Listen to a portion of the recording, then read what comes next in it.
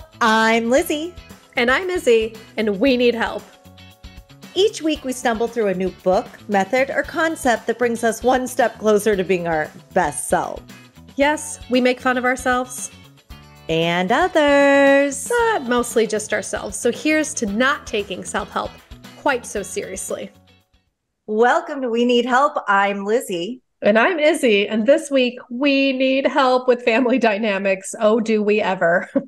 And I'd like to introduce my dear, dear, dear loving friend, Starlight D'Amore. She is real quick, I met her in the Virgin Islands when I lived there, and she's my soul sister, and I've been trying to get her online. So Starlight, tell us what you do. So as Starlight D'Amore, Starlight Nectar D'Amore, Nectar is my middle name. That name actually came to me through my ex-husband, which is interesting because I never liked my name growing up. I just didn't like it. And he heard, there's your wife, Starlight Nectar. And his last name happened to be D'Amore, which means of love, D''A''M''O''U''R. And what I found about that name is that exactly who it is that I am. And I've been developing myself as I remember who I am. And Starlight is the light. D'Amore is the vibration and the feeling of love. Nectar is the embodiment and the realization of it, the truth of our being. And it's everybody. It's not just me. It's like all beings. And that is like my MO in life is like, how can I remind everybody that they are light and love always? And in their physical body, we get to experience that. So as a transcendence healing artist, I help people transcend fear and limitation. How do I do that? I utilize the metaphysical plane, clairvoyance, clairaudience, clairsentience, and some of the other clairs to help you navigate who and what you are as energy in a body. And that realization helps you heal, helps you align to your heart frequency, help you neutralize what's going on between this and this so that you can be walking in that divine state of Starlight Nectar D'Amore. As you, though, as a complete light being.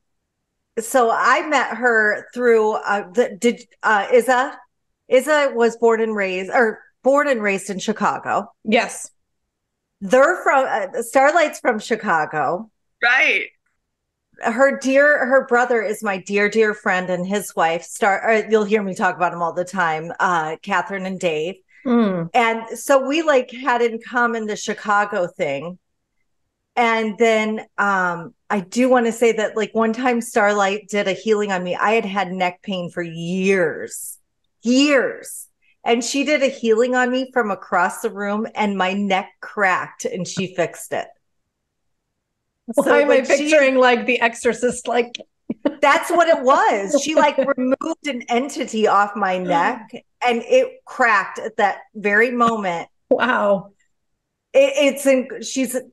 From the time I met you, Starlight, you are just such a bright, shining, freaking glowing star. I just love you so much. So thank you. It takes one to know one, darling. Aww. Yeah, water rises to its own level. So I love that. Right. And apparently it's in Chicago. It's a frozen lake, but still. But I believe if you're ready, the right people will come to you and you'll be able to find that alignment. It really depends on you and where you are and your rites of passage and your path in life. And the family that you choose and the trials and tribulations of what that is there for you to discover yourself. Right. Which brings us to this topic today. Well, I'm going to tell you, I don't know very many people who I haven't talked to in the last 2 weeks that aren't ready to kill their family. Yeah. We were just right before we logged on, we're why are the holidays so hard with family? You're asking me? Yeah. Okay. The reason it's so hard is because we've developed our way of responding to the world in our family container. And from the time that we're a little one, the most impressionable years are from the age of birth to about the age of 6. And we develop our personalities based on our environment. So when you think about who's in your environment on a daily basis and what influences you, part of that is how you're going to live into your future life that you haven't yet is by responding to the family dynamic. So depending on all these personalities and how they respond to resistance, to joy, to the trials and tribulations of life, you get to absorb. So some of those things you'll naturally be resistant to because it's not natural to yourself. Right. Because we all have a signature frequency that we come in with as. And so we bring that to our family, our signature frequency. So that signature frequency is met by all these other signature frequencies, and they don't necessarily know how to be in harmony with one another. It sounds like a petri dish from hell. So I do feel like when families get together, especially for the holidays, we all turn, and I'm not placing myself out of this because I don't react the way that I would normally the other 362 days of the year. I don't react the same way. I feel like I turn more into like an adolescent in my reactions, and I don't like it. I become upset. A lot of that is because your family has a listening of you because they have a listening of themselves. So they don't know how to recognize. Now, this is very interesting, ladies. I'm going to invite everyone on this planet to listen as we speak. Know that when we speak, the universe is listening to every word we say, every word. So how do we listen to ourselves and others through their heart, not their trauma? Oh my God, I just got the chills. We learn to train our ears to hear underneath the words that are being delivered to the gentle soul that is inside. This is soul communication. This is the guidance of your. I could cry. I could cry hearing that, like knowing that that is the answer. We don't hear it out in the outside world. We hear it when we sit in meditation in silence and allow that space to hold us where we're always safe.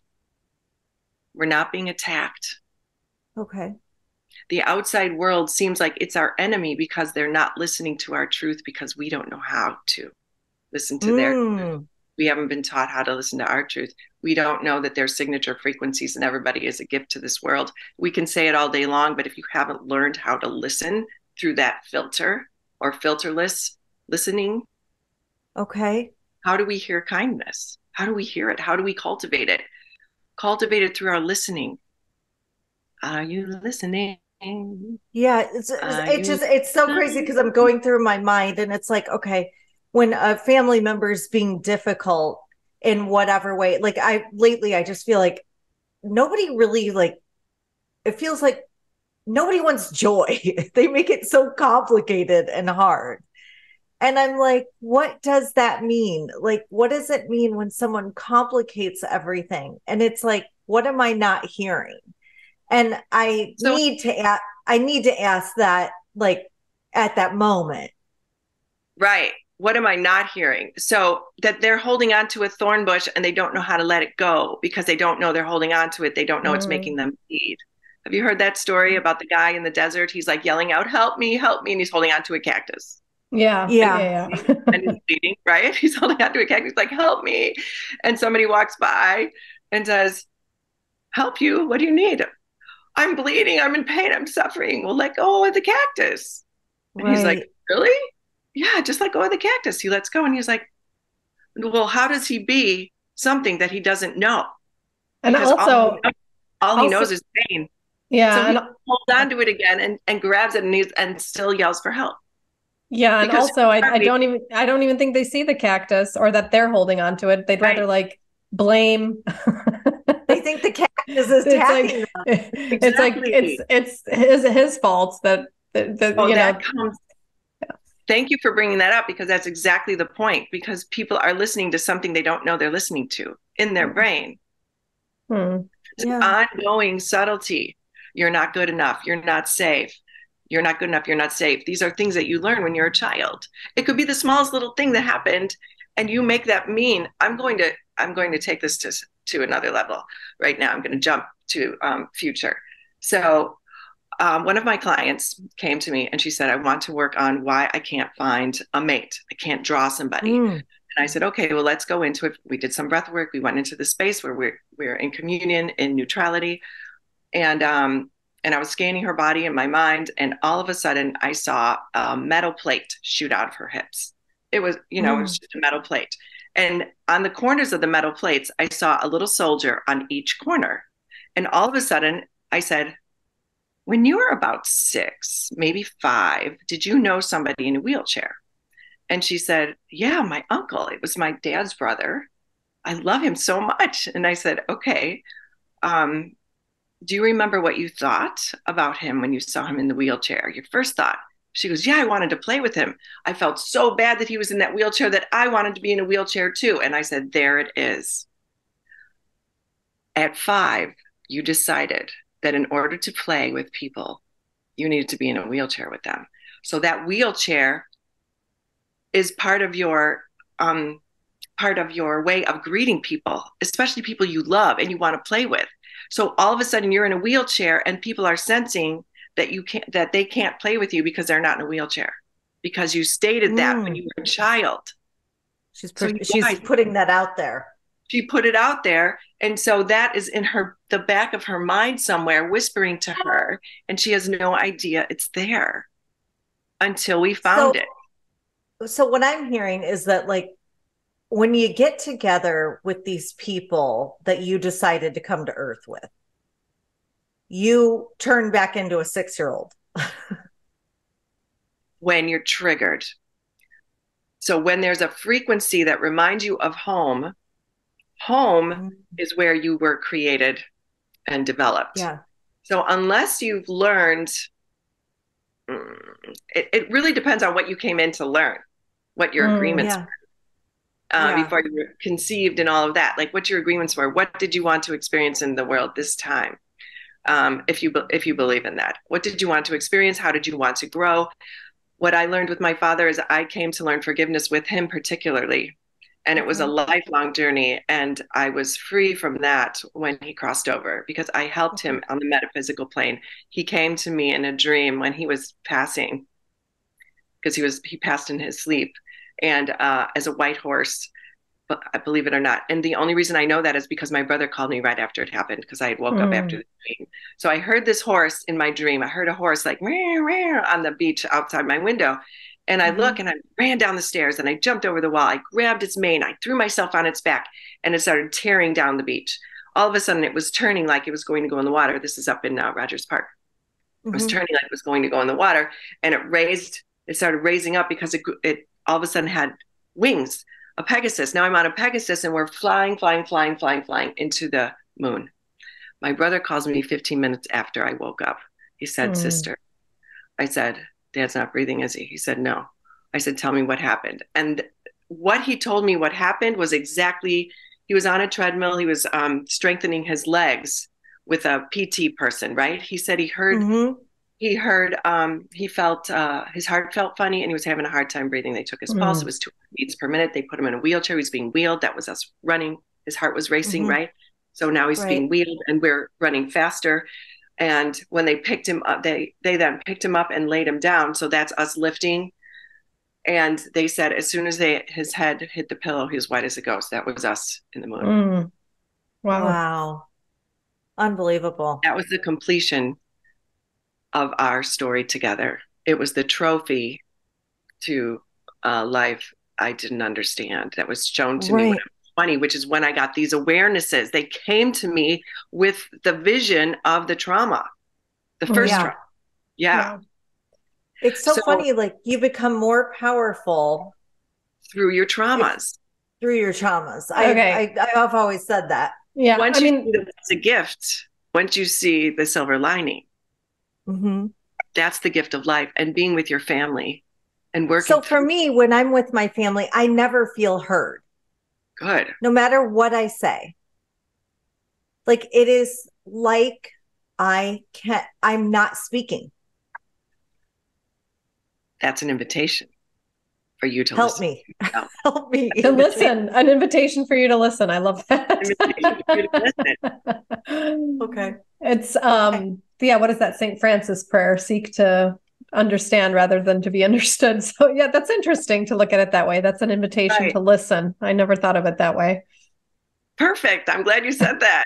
It's all pointing, it's all pointing at you, because any experience that you're having externally, it's a creation from what's inside of you, to show you, to see it, to listen to it, address it. And they're there to help you with that. They're the mirrors. It's like we're all in these disco balls, reflecting the one that's looking into the disco ball back at itself. So we have an opportunity with everything in our environment, whether it's our family, because we have the closest connection there. The deepest development can happen through our family relationships.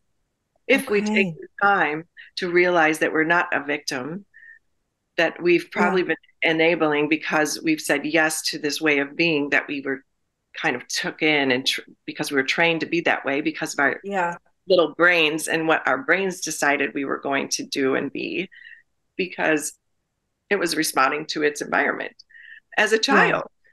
Yeah. Well, I know 100% that I'm laying in the bed I made, and I typically love it. It's just when we're at these times, and I love that. What am I not hearing? What am I like when we're at these times? Nobody can fire me up worse than my family. And I mean, I'm so glad that you're saying this.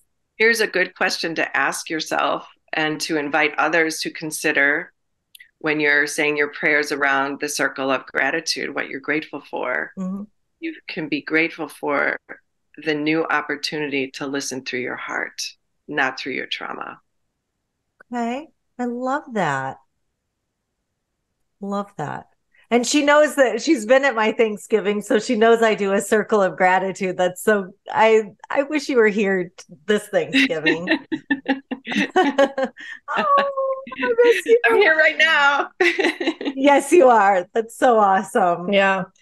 Do you have any, I'm wondering if you have any, because I'm sure our listeners are listening and they're like, okay, right. But like people who maybe aren't as spiritually advanced or, how do you deal with when these triggers, like when they come up? Like, do you have any tips or tricks or something that we can do in that moment, right? Because it's all well and good, working on yourself, etc. Right. But, we get into this groove of the holidays. We're like arranging stuff, emotions are high, and then suddenly I'm triggered. What can we do in that moment when we're triggered?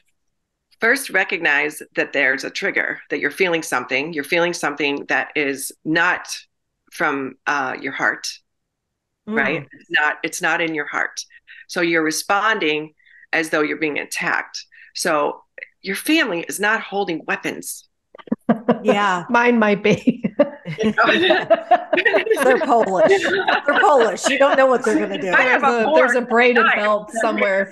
A fork and a knife, maybe, but that's so that they can eat, not to stab you with. But no silverware this year. Right. Well, that is really important to understand. It's really important to understand that these people are not actually harming you, physically harming you. Because sometimes you get like that cortisol comes up and you feel like your life is on the line. It's not. Right. Well, what's really interesting is if you ask people what they're grateful for, that generally brings people into their heart space. Okay. It brings the people into their heart. So that's an invitation to settle into what that feels like. And anything that doesn't feel like that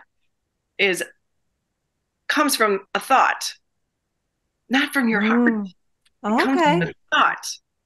The heart you can feel when it's warm, when you feel safe, when you connect with people, when you feel it's okay to be seen, it's okay to be yourself. So that is very important. I accept each and every one of you for who you are right now, who you've ever been, and who you're going to be. I am committed to this family. I'm committed to us understanding each other and accepting ourselves as we are in every second of our life. I love that. As whole and complete and perfect. Because we're human, discovering what it is to be a being. Right. Right? We're electricity in a body. What does electricity do? It responds to its stimuli. If you plug it into an outlet that is like, what? You're going to feel that. I mean, we're empathic. you just said something that like really connected with me, is like, okay, accepting, it's so important, and like it feels wow to like accept your family for who they are, and that today, and realize that they've grown and they're ever changing, but accepting them today for who they are, even if they're fucked up in your mind, even if they're like annoying, even if they're cheap, even if they're like, an energy draw, a vampire of some sort, just let them be that. And I think that that is like, to me, that feels really, really aligned with who I want to be. I mean, it's hard though. It's so really hard. Like anytime I call my mentor and I'm like, oh, because like I feel like toxicity, and she's like, your problem is you think they should be different. And I'm like, yes, I do. And she's like, until you fully accept that they are perfectly the way that they're supposed to be right now, you're not going to get past this. And that's so hard to do. So finding neutrality is being present to what is and in full acceptance of what is. You do not have the keys to turn the volume up or down. All you have is the moment. So how you respond is your responsibility. Responsibility. It is your I love that. So if you're responding from a place of fear and limitation, the opportunity is transcendence. So how do you transcend fear or limitation? Lack of love, lack of being understood, they can't hear me, whatever it is. How do you transcend that in that moment and catch yourself and come back to your heart and go, oh, that's right, I love that person? I'm curious though, what your thoughts are on powerlessness, because there's some things that I just react. They're physical, they're visceral, and I can try to talk myself down, but it's almost like I have no power over that reaction. It's just happening. So what can you do in those moments? Allow yourself to feel it fully and don't stuff it somewhere. Because if it gets stuffed somewhere, it'll become a volcano eventually. So, which sometimes shows up as an illness, a disease, depression, some of these emotions that maybe we'd rather not have experienced, but they're there to teach us, always there to teach us and bring us closer to ourselves and understand what it is to be human, and recognize that we do have certain limitations because we have a body. As spirit, we really don't, but spirit can't necessarily feel. So the gift of having a body is being able to feel. So all of the emotions, the array, the rainbow of emotions that we have to experience and explore are there as a gift as well.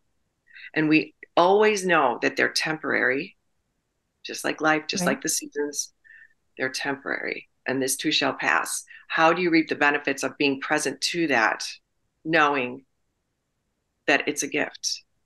Just like visiting a friend. What if you go into the bathroom and look in the mirror just for a second? Like, I'm just trying to think, like at my family event, when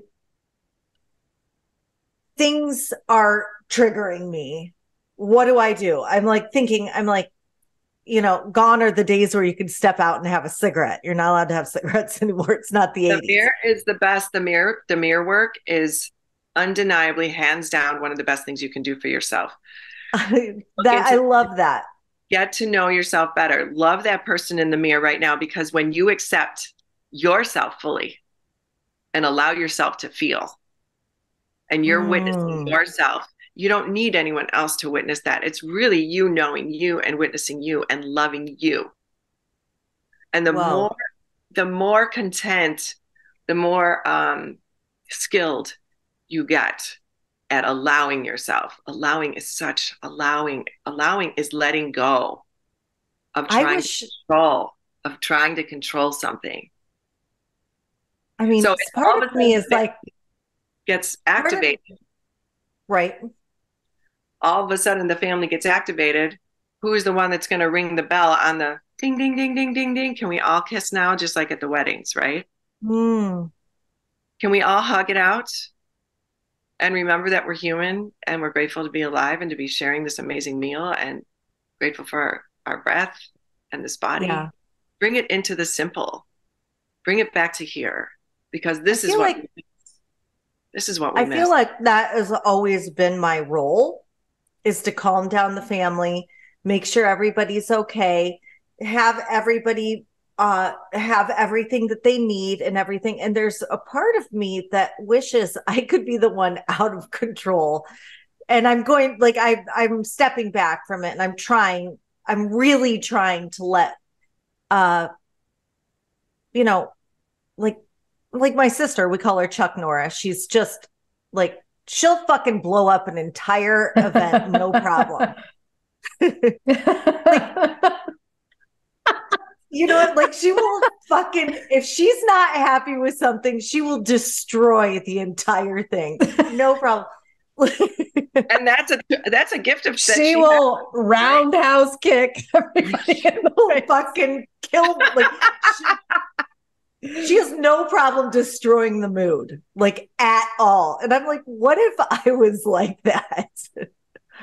What if I just, like, wasn't happy and everyone knew it, and I just, like, I can't imagine. It, like, makes me pit out thinking about that, you know? Being seen, not being cool, right? Yeah. That's very vulnerable of you to mention and to consider vulnerability when you're around your family, because maybe you don't want to be seen the way that you've always been seen, because when you're with your friends, they don't see you the way your family sees you. With your friends, you know, they're your chosen family. But the family that you're born into is the family that you tolerate. Some people and I think you just said, you know, seen as not being cool. Like, I have always been cool with everything. Like, I'm, you know, like, that's been my kind of MO, is like just being cool. And like, sometimes I dream of, like, flipping over a table and not being the cool one. Like, you know, it's like, wow, like, what must that be like? Oh, to put yourself in her shoes and versus being in your own, just so you can have the experience. just to do what, like, in the moment would, like, because I'm very restrained in a lot of ways, but just, my sister literally will destroy, and, like, she has no problem with it. And have you ever like allowed yourself to lose your shit? Yeah, I did it once. It was wonderful. No, it was actually, it felt really good. I did it recently. I don't know. I don't think I told you about this, but my chick was complaining about the house again, and I just couldn't take it anymore. And I picked up a chair and just smashed it on the ground, and it broke, and it was great. What was the feeling? That is my worst nightmare. Do you remember? Hold on. I felt really good, like satisfied. Good. What, and where did you feel that in your body? Like here, though, like chest. Yeah. Like upper body. And I picked it up, and because I couldn't stand it anymore. And because he's like, this house sucks. He was complaining about the house, how bad it sucks. And I love the house. So it was like, yeah, I built it. So I was like, you're right. This house sucks. I took a chair and I just tossed it, and I started throwing things and screaming at the top of my lungs. And it felt really wonderful. So I've never done that. That's a great example of needing to be right. A lot of people need to be right, and they don't want to be met with resistance. So needing to be right means that somebody's wrong. So if somebody's wrong because you need to be right, that hurts. That's not kind. Yeah. Needing to be right all the time hurts you, even the one that wants to be right, whoever that is, right? Yeah. Right. Because you can't connect because you need to be right. You don't understand that you're pushing people away because they're now wrong. So this is another thing that we learn in our childhood, is that because the parent is always going like this, right? So that means that you're wrong. Yeah, so that's how I felt. Like, he was the parent telling me that I fucked up again, you know, by building this shitty house. And I have been calm through this whole process, but I made a decision. I'm going to lose it at this moment. And it was a conscious decision. Like, I'm just going to lose it right now. But it did feel good because I felt like something was released from my body. And the odd thing is that we're good now. His face was like, I think he needed that as much as I did, because I've been so composed. Well, maybe he needed to see that you're not always perfect. Yeah. I mean, I'm just, you're human. You're human. Like, I think it does bother my family that they, like, I don't,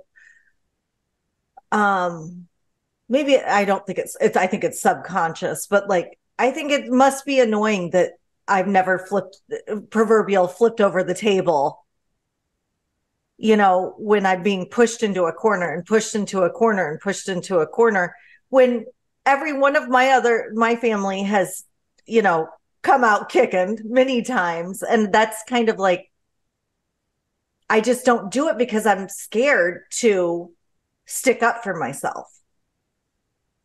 And I would normally not admit that, because everybody like knows that, like, I'm a fierce person, this, that, and the other thing, but I'm not fierce when it comes to myself, like sticking up for myself. That's very interesting, because you are not perceived, people that I know that know you personally, you're not perceived as somebody that doesn't do that. It's because your self-confidence is a bright power, and you embody it. I mean, it is you. It's not outside of you. It's you. And that power comes from confidence of knowing who you are. That's what it seems like. And if it's an act, you're doing great. You deserve an Academy Award. But to let yourself have those moments publicly, to be vulnerable and allow yourself to feel things that you wouldn't normally feel, can give you a gift of yourself that you're not allowing. Yeah. Well, and I think I do, like, on earth, I'll stick up for myself. But I think with my family, I just don't. I just, I have no problem, like, out and about with someone, a gas station attendant or whatever, a normie. But like with my family, I try to be the problem solver. I try to be like, make jokes. I try to, like, how it is, like, and I think that's really, I think it must be annoying for them, because like they've lost their shit many times. So maybe this Thanksgiving is an opportunity for you to allow yourself to be vulnerable and share what you just shared with them. Because really, and cultivate the safe space that you want to feel inside. Everybody wants it. So maybe as the fearless leader, the one who doesn't break down actually shows her humbleness. Right. And the gift that you will be giving them through being humble and seen and vulnerable gives them permission to be themselves and accept who they are exactly as they are. That will be one of the best gifts that you could give. I like that. It's really giving them permission, because you're giving yourself permission. And they will feel seen. They will feel heard. They will feel loved. I find it interesting, because I think that is the what I cultivate, the culture I cultivate in my home. I just don't know. I mean, I've tried to be vulnerable and it just isn't heard. It's just not, I've asked for what I want. It's just not heard. And I think a lot of people feel like that, but I love the idea of listening to what is not being said. Okay. So something you just said was, some people aren't feeling heard no matter how they try. They might have the thing in here, the thought that continually says, nobody hears me, nobody hears me, nobody hears me. And I think I do that. So if that is what you're bringing into your listening, that's the obstacle. That's you trying to there's this and the people, and the thing is the thought that you don't even know is there. Right. And it's not allowing you to be seen or heard, because you're behind that veil of the thought that you've identified with since you were a young. So, sometimes in session, sometimes we need to see exactly what they are, and sometimes they heal on their own, because it's just it's a an energetic frequency. That thought has a Right. frequency, and Right. you get in this, your body all of a sudden accesses that frequency because of the memory of the vibration around your family.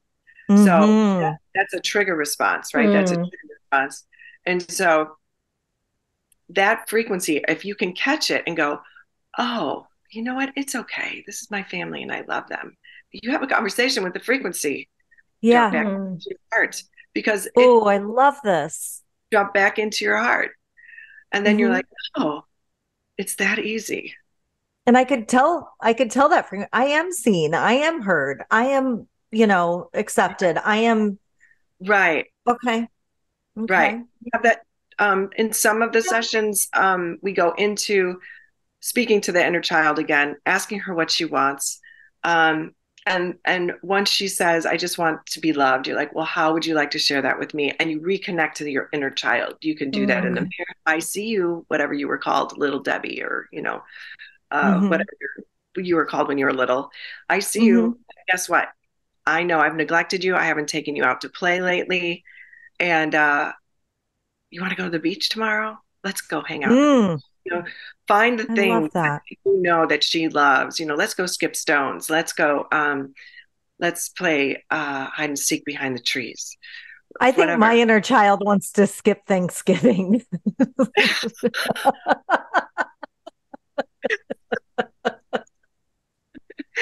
Oh my goodness. Not into it. Little Lizzy. You know what? There's a part of her though that's really happy to see everybody because it's her family. Right? My battery's going low for some reason. Oh It my was God, that's funny. but yeah, the inner child. But they have, a sassiness. Oh, here's something else I wanted to say. Oh, good. In all the human beings in the world, no two people can ever be having the same experience at any given moment. Do you know why? I don't. Perspective. Mm-hmm. How we view and how we listen is how we experience.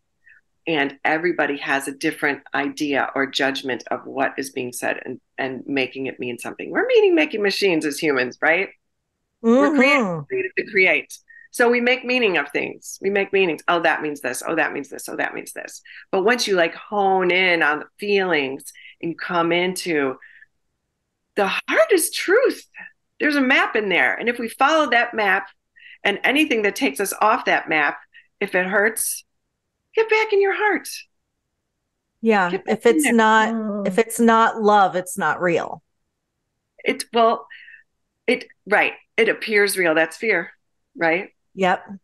False evidence appearing real, fear. Yeah. Exactly. False evidence appearing real. And that is everything. And I'm not going to go into some of these other things that are coming up right now because it's a different type of an audience. But there is a way of understanding, if you see something that's scary, of identifying that with a thought. And then the feeling comes. The thought comes first, and then the feeling rides on that. Okay. And now that's where your attention is. Your attention is in the feeling of discord. Okay. And for some reason, our external world, because it's external, it isn't internal. We respond to the external things we see, if it's scary, and then we have the feeling. But that came from a thought. Mm-hmm. Mm-hmm. So if we were like a new baby, innocent and neutral, because we don't know what's right, what's wrong, what's bad, you're fresh and new with every single moment in your life. And Right. that is delight. That is delightful. To be fresh, walk into your family as though they're people you haven't met yet. Who are you? I feel like we need rubber bands on our wrists for this holiday, and just flick it every time you have one of these thoughts that are going to lead to Actually, that's kind of cool because it draws your attention. Your nose is a really good thing. If you notice you're holding your breath, take a deep breath, because if you're holding your breath, you're resisting something. You're resisting your life. You're trying to protect yourself. You're going in, armor just came. That's basically how I go into family events. Yeah, everyone's like, why are you blue? Like, I haven't taken a breath in years. I'm oxygen deficient, but I love, no big deal. Starlight, I love what you said, like go in and see if like you're meeting them for the first time. Cause it's funny. Yeah. Sometimes I'll say something about my family and then a group of strangers will meet certain people in my family and they're like, they're so lovely. And I'm like, what the fuck are you talking about? Right. But having that, like, almost like a new, okay. Yeah. And it's new appreciation. Yeah. And it's challenging if you start shifting your idea and start listening to them from that loving space and they're still hanging on to their cactus. Yeah. Because you can't take their fingers off the cactus. Yeah. That's their job, right? So even if you see them as a beautiful, loving, kind person because you're listening to their heart underneath the wound and you're calling that heart to communicate with you, you're not forcing it, but by your very delight sometimes turns them off because they're suffering with some kind of thing, right? Yeah. So how do we have compassion for those that are suffering is by loving them exactly how they are and know that it's temporary. And you can't say that to them because they're in it. Yeah. But and I think it's the other side of it, there's the relief is when you're on I think it's really hard to like to let our siblings, especially siblings, and our parents reinvent themselves because they're not the same people day to day, just like we're not the same people day to day. They're a brand new version of themselves. And I've always struggled like with, because in my early 20s, I was a complete and total fuck up. And, like, who isn't? And I loved it. I'm so glad I did it. It was like the best.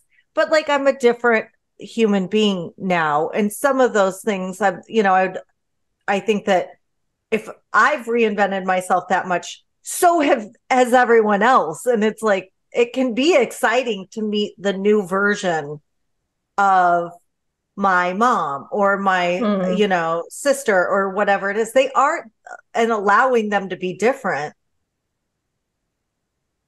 I mean, you run the risk of them getting worse. But who's the one judging? Yeah. Who's the judge? Here comes the judge. Here comes the judge. Oh, yeah. Who is that?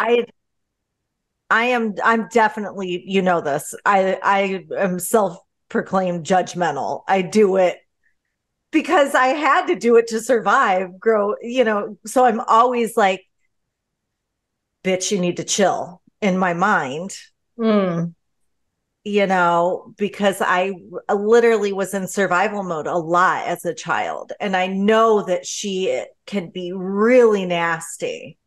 Yeah. So I have to give her,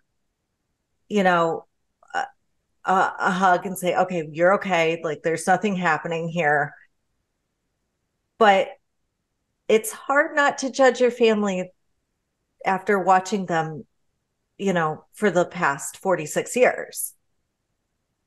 They have certain expectation of it being the same, right? There's that expectation of that being the same. Like we want to rip the script from God's hands and rewrite all the characters so they're different. So we're more comfortable, like, hang on, give me that pen. Give me that pen, God. Well, when the characters have inflicted so much pain over the years, it's really hard not to try to do that. Yeah. This is really true. And we go in with an artillery, ready to like shoot, or we just have it out, so when do we put these guns down and have the white flag? Right? I guess when we realize that, we've swept up the shards of our heart before we can do it again, because they can break your heart. Right. Only if you let them. Nobody outside can break your heart. You break your own heart with your thoughts about the situation. Nobody can break your heart except you. Yeah. It's your level of intelligence, the level of emotional intelligence that gives you the freedom to witness life and not be affected by it. And you can respond the way that you choose. That is our free will. Each and every one I need to get that tattooed on my forehead, because it really is for some of us. And I think everyone grew up in some sort of trauma. I mean, I know that I've tried my best and still haven't had pure perfection as a mother.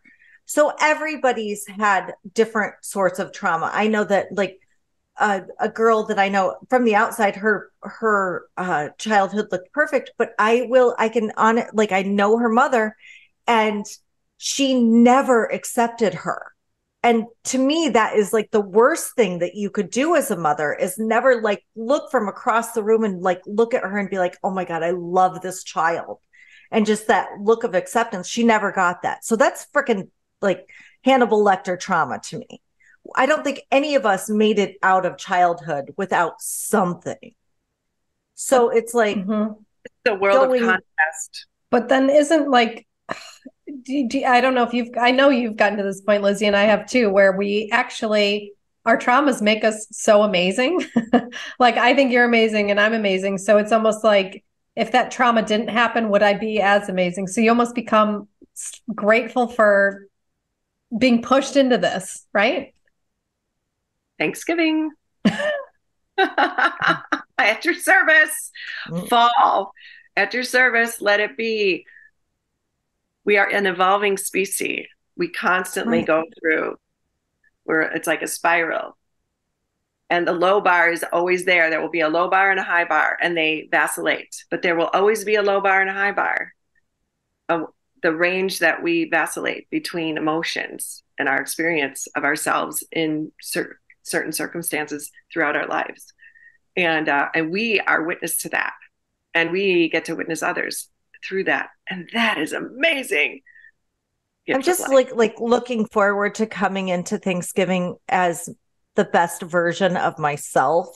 And like, you know, I got it like all planned out. I'm gonna like ground myself. I'm gonna walk in the grass. I'm gonna like do all these things. Stick a white flag in the turkey. Like, up my as a reminder.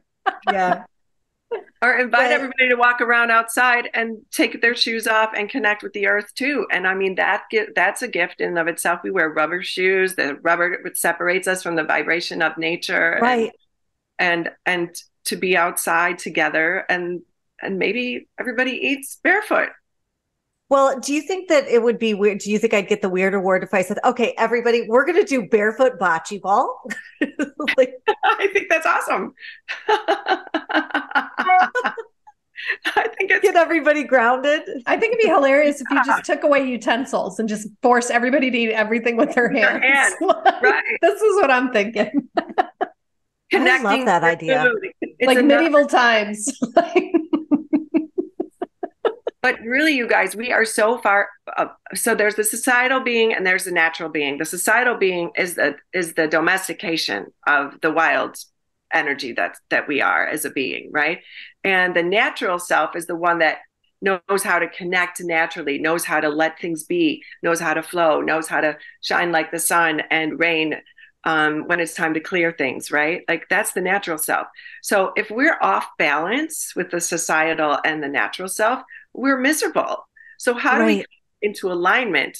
Spending a little more time in nature, not so much time on the screen, but looking at people and touching, touching trees, like touching nature, being in nature, rolling in the grass, reminding ourselves that we have a body, that this is natural. This is nature too. We are nature. We are not above anything outside. Just because we're indoors, we're protected. What are we protecting ourselves from? We are nature. Right.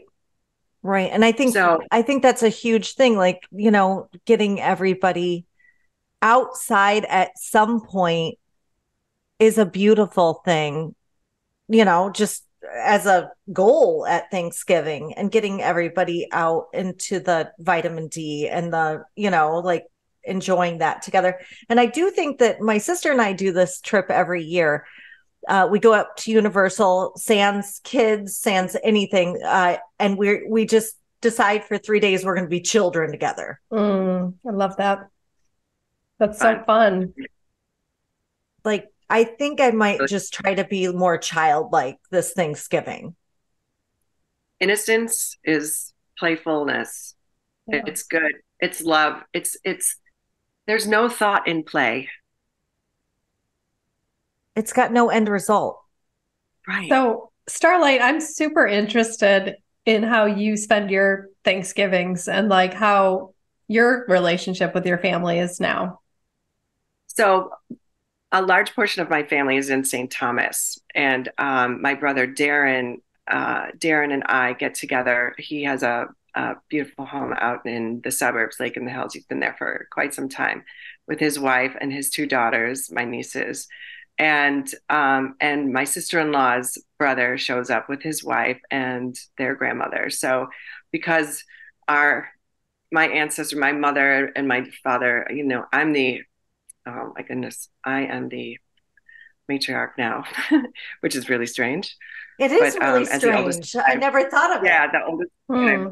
Mm-hmm, the oldest of five. I see it like with aging, it's like sipping a straw, and the next one in line is the one at the top. And then and then you nourish and you go back into wherever it is that you're going. Right. So it's like my sister's in line next, she's the next as far as the matriarch.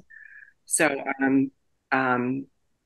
yeah. And then, out of our family, the other girls will be my brother's daughters.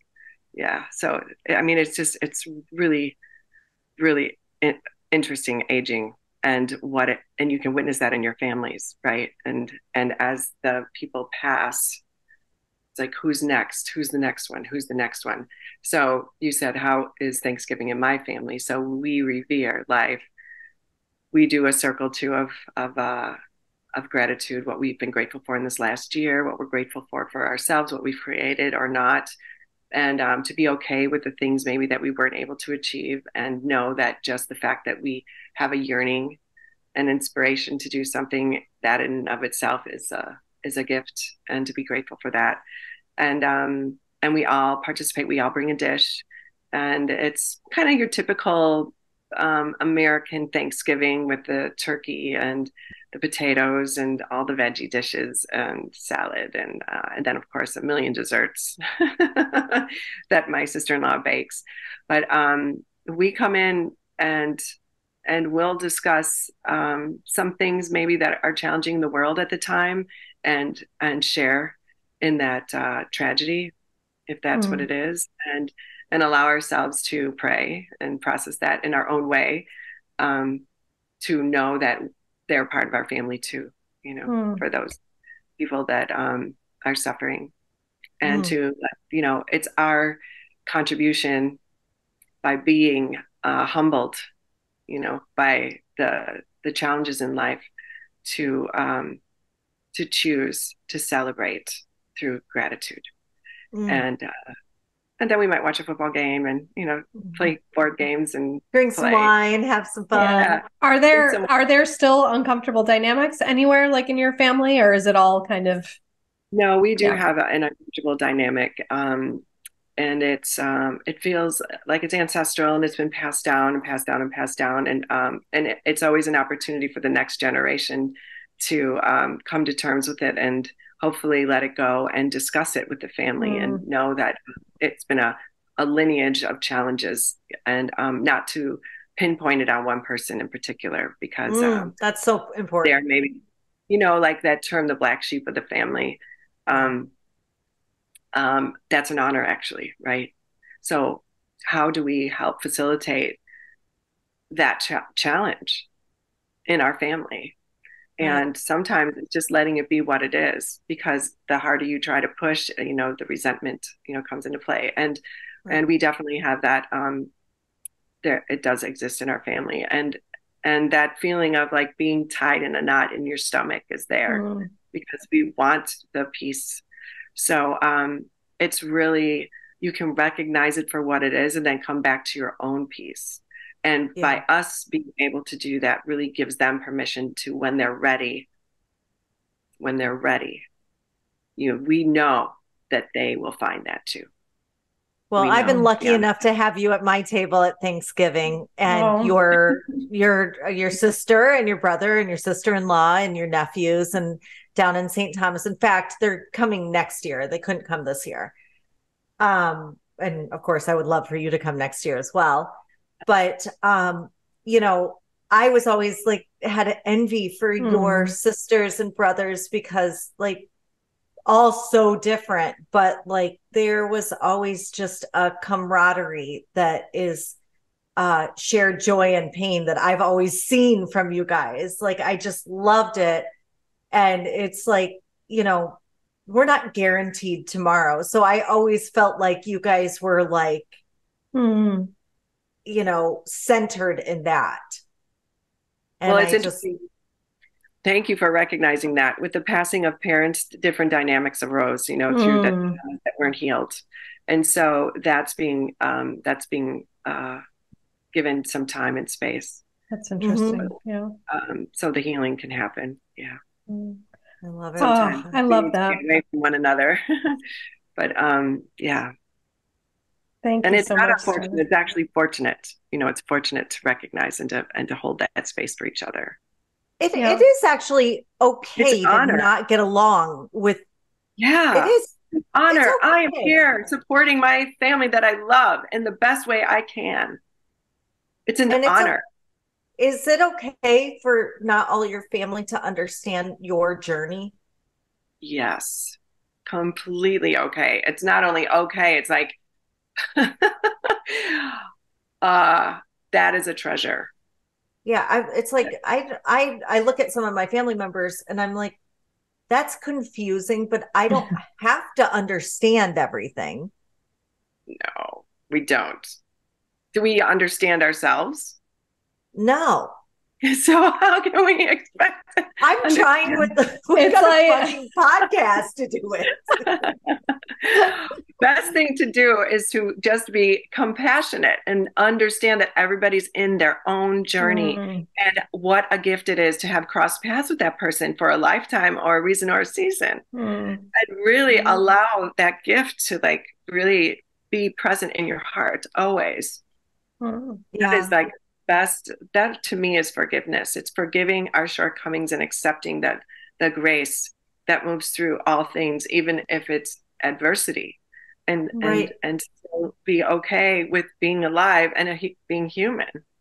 Well, that's and I think that like the most comforting family dynamic would be for me is like, I love you and all your fucked upness, and I'm so glad you love me and all my fucked upness. And let's do this fucked up thing together. I mean, can you like, that's the place I'd like to be with my family. Oh, you should do the hokey pokey. We